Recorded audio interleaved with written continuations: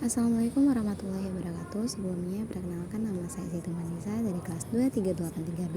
Pada kesempatan kali ini saya akan membahas soal dari mata kuliah basis data, di mana soalnya sebagai berikut. Sebuah rumah sakit memiliki banyak dokter. Setiap dokter mempunyai banyak pasien yang harus ditangani. Pasien harus terlebih dahulu mendaftar pada bagian administrasi dengan menyerahkan data dirinya. Data pasien yang telah terdaftar akan diserahkan kepada dokter untuk diperiksa. Pasien dapat diperiksa oleh beberapa dokter sesuai situasi dan kondisi pasien. Setelah pasien selesai diperiksa, dokter akan membuat resep obat dan diserahkan kepada pasien. Dari uraian data, 1. Tentukan entitas yang terlibat. 2. Tentukan atribut kunci dan atribut non-kunci dari tiap entitas. Dan 3. Gambarkan ERD dan entitas yang berrelasi beserta kardinalitasnya.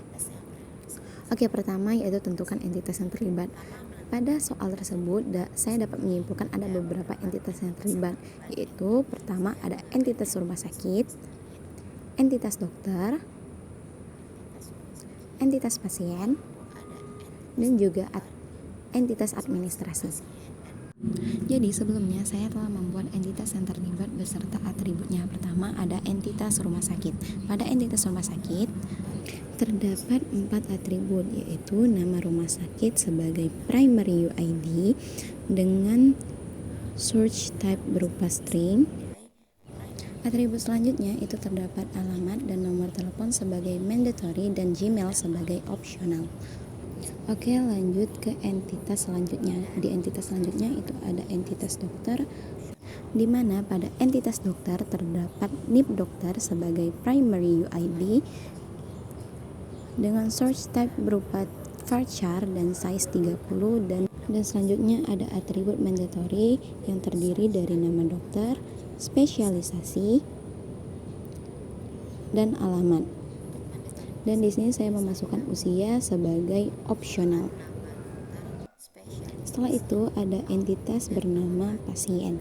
Pada entitas pasien itu terdapat ID pasien sebagai primary UID, nama pasien sebagai mandatory, alamat sebagai mandatory, telepon sebagai mandatory, tanggal lahir juga mandatory, riwayat kesehatan dan golongan darah sebagai mandatory, dan terakhir itu ada jenis kelamin sebagai opsional.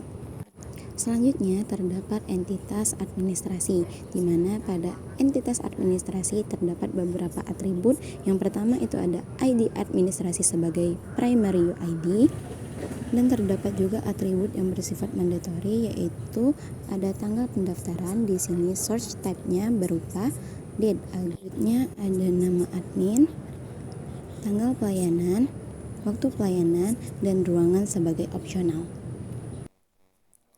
Saya akan menentukan relasi dan kardinalitas antar entitas.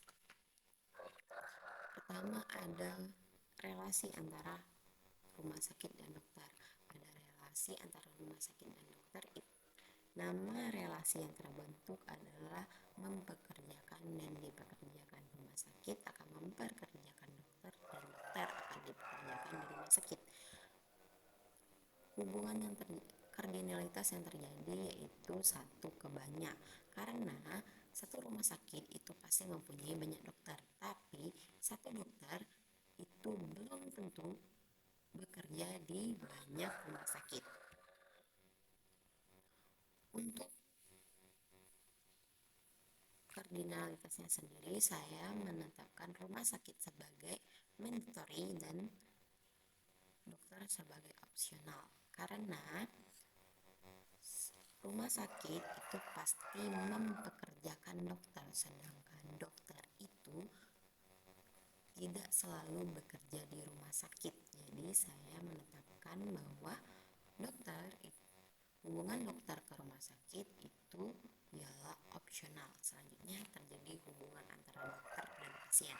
Pada hubungan dokter dan pasien itu terjadi hubungan banyak ke banyak, karena satu dokter itu bisa melayani banyak pasien, dan begitu pula sebaliknya, satu pasien itu bisa dilayani oleh banyak dokter atau lebih dari satu dokter,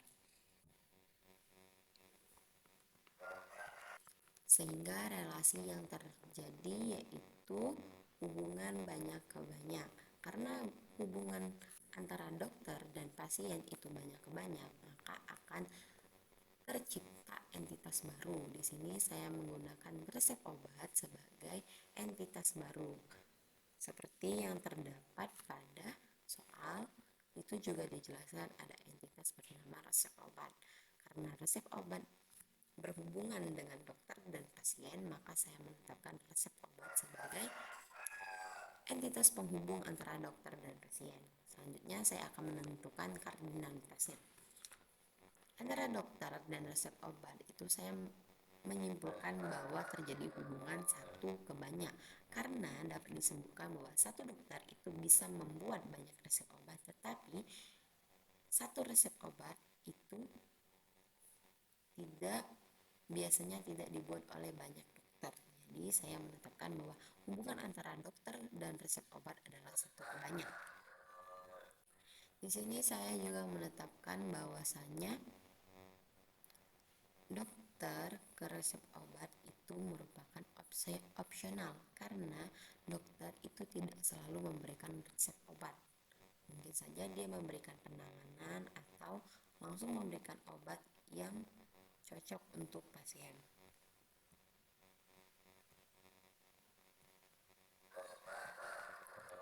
Dan nama dari relasinya tersebut adalah dokter membuat resep obat dan resep obat dibuat oleh dokter. Selanjutnya, relasi antara resep obat dan pasien. Nama relasi tersebut adalah mendapatkan, di mana resep obat akan didapatkan oleh pasien, sedangkan pasien akan mendapatkan resep obat. Kardinalitasnya sendiri yaitu banyak ke satu, di mana satu resep obat, satu pasien itu bisa mendapatkan banyak resep obat, sedangkan satu resep obat itu tidak mungkin dimiliki oleh banyak pasien, karena setiap individu pasti memiliki kebutuhan akan obatnya tersendiri sesuai kriteria yang dibutuhkan. Kardinalitasnya sendiri, pasien ke resep obat itu saya tetapkan sebagai opsional, karena pasien seperti halnya dokter tadi itu tidak selalu akan mendapatkan resep obat, bisa saja mendapatkan penanganan tertentu. Sedangkan resep obat sendiri itu pasti akan didapatkan oleh pasien. Resep obat itu pasti akan diberikan kepada pasien, karena tujuan dari resep obat adalah untuk pasien. Selanjutnya ada hubungan antara pasien dan administrasi. Nama hubungannya yaitu dilakukan dan melakukan, di mana pasien akan melakukan proses administrasi dan proses administrasi akan dilakukan oleh pasien. Untuk kardinalitasnya sendiri yaitu satu ke banyak, di mana dapat kita simpulkan bahwa satu pasien dapat membuat banyak administrasi. Lebih dari satu administrasi itu bisa dilakukan oleh satu pasien, sedangkan hubungannya itu sama-sama opsional, karena administrasi itu tidak selalu dilakukan oleh pasien, bisa dilakukan oleh wali atau orang lain. Sedangkan pasien itu tidak selalu melakukan proses administrasi, seperti halnya tadi mungkin orang tua atau wali yang bersangkutan yang melakukan administrasi. Selanjutnya juga ada relasi antara administrasi dan juga rumah sakit, di mana relasi tersebut yaitu banyak ke satu, di mana dapat kita simpulkan bahwa satu rumah sakit itu bisa memiliki banyak proses administrasi, tapi satu proses administrasi itu tidak dapat dimiliki oleh banyak rumah